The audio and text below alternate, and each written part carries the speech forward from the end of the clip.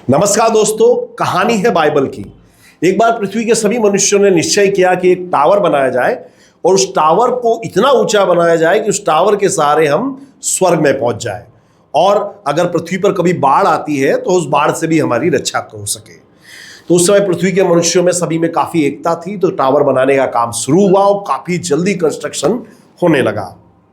अब ये बात जब देवताओं तक पहुंची तो सारे देवता थे वो टेंशन में आ गए। उन्होंने भगवान से कहा कि यदि भगवान इसी तरह मनुष्य सारे पापी पुण्यात्मा सभी स्वर्ग में आ जाएंगे तो इस स्वर्ग की व्यवस्था का क्या होगा, पूरा सिस्टम डावाडोल हो जाएगा। इसे भगवान आपको ये टावर को तोड़ देना चाहिए। तो भगवान ने कहा कि तुम चिंता मत करो, मैं इन मनुष्यों को इनकी कमजोरियों को भली भांति जानता हूं, तुम्हें इस टावर को नष्ट करने की कोई जरूरत नहीं है। तो उसके बाद भगवान ने क्या किया कि इस पृथ्वी पर ढेर सारी भाषाएं बिखेर दी, कहीं पर तमिल, कहीं पर तेलुगु, कहीं पे कन्नड़, उर्दू, हिंदी, अंग्रेजी, गुजराती। अब हुआ यूं कि हर भाषा का बोलने वाला जो ग्रुप था अपने आप को दूसरों से श्रेष्ठ मानता था। तमिल बोलने वाला समझता था कि मेरी भाषा सर्वश्रेष्ठ है, मराठी बोलने वाला व्यक्ति समझता था मेरी भाषा सर्वश्रेष्ठ है। और उसके बाद सभी जो मनुष्यों का जो समूह था आपस में लड़ने लगा और उसके बाद कभी टावर का काम पूरा नहीं हुआ। तो ये कहानी हम हिंदुओं पर, हिंदुस्तानियों पर एकदम सटीक बैठती है।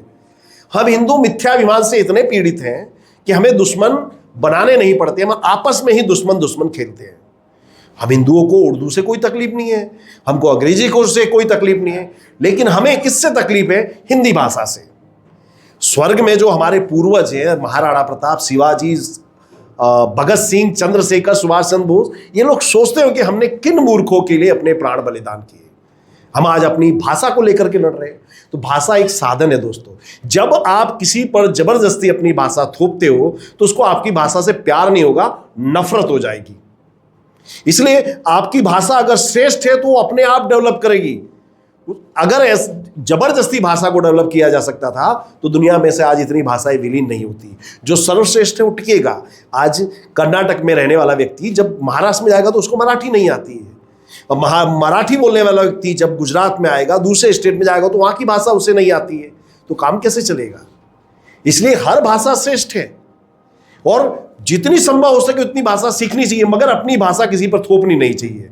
और दूसरे लोग जो माइग्रेट करके जाते हैं उनसे मैं कहूंगा कि हमें मारवाड़ियों से सीखना चाहिए, गुजरातियों से सीखना चाहिए कि मारवाड़ी और गुजराती व्यापारी जब भी किसी जगह जाते हैं तो वहाँ की संस्कृति और भाषा को सीखने का पूरा प्रयास करते हैं। इसलिए दुनिया में मारवाड़ी इतने सफल हुए।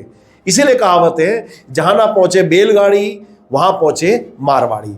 इसलिए अपनी भाषा को आपके प्रति आपका सम्मान करते हो तो बहुत अच्छी बात है, लेकिन अपनी भाषा किसी पे थोपिए मत। इसलिए हिंदुओं, आपके दुश्मनों की कोई कमी नहीं है।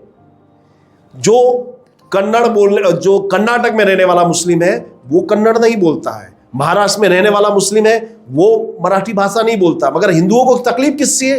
हिंदुओं को हिंदुओं से ही तकलीफ है। वैसे ही हमारे दुश्मन कम है क्या जो हम इस तरह की मूर्खताएं कर रहे हैं? हिंदुओं जागो।